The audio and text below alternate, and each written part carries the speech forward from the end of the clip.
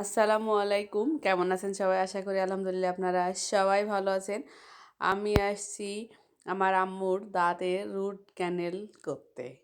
তো এটা চিত্রান মোড়ে কাশেম টাওয়ারের ওখানে।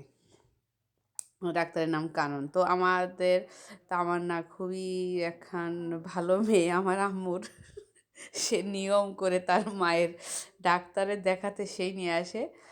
আর সাথে আমার যে শিশির এসেছে, শিশিরের জন্যই সন্ধ্যার দিকে আমরা আসছি, না হলে আসলে আসা সম্ভব থাকে না। তো তামান্না আম্মুর প্রতিনিয়তই ডাক্তারটা দেখাই। আম্মু হচ্ছে আম্মুর মেয়ের লক্ষ্মী মেয়ে, বুঝেছেন সবাই। তো যাই হোক, তো সাথে আমিও আবার একটু আসিছি, একদিন না আসলে আবার কেমন একটা হয়ে যায়, আম্মু কষ্ট পায় আমি না আসলে, তাই আজকে আমি আসিছি। তো যাই হোক, এখন আম্মুর যে রুট ক্যানেলটা হচ্ছে তা আমি বাইরেই বসেছিলাম, খুবই কষ্ট।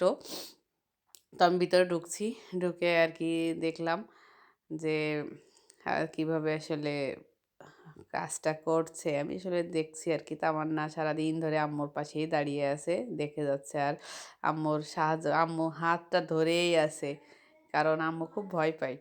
তো আমি তো আর যেতে পারি না, আমি একটু ফাঁকি দিই, সবাই আপনারা জানেন আমার সম্পর্কে।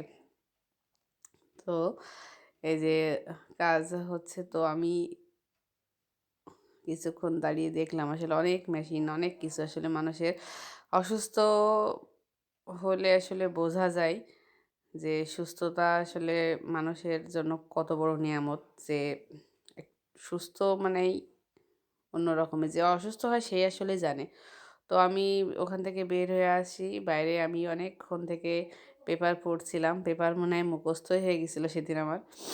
তো এখানে আরও লোক ভিড় করেছিল। তো আমি যখন চলে আসি এই যে দেওয়াটানায় যে আপনার জেলা পরিষদের কার্যালয়, যে ভবনটি দেখলেন লাইটিং করা, তো দড়াটানায় অনেক ভিড়। বিকাল হইলে এই দড়াটানায় যেন অন্য রকমের একটা অবস্থা থাকে। আসলে এখানে বাইরে থেকে অনেক লোকজন ডাক্তার দেখাতে আসে, তো যার জন্য বিকাল হলে অনেক ভিড়, অনেক ডাক্তার থাকে এখানে, তো যার জন্য ভিড়। তো তারপরে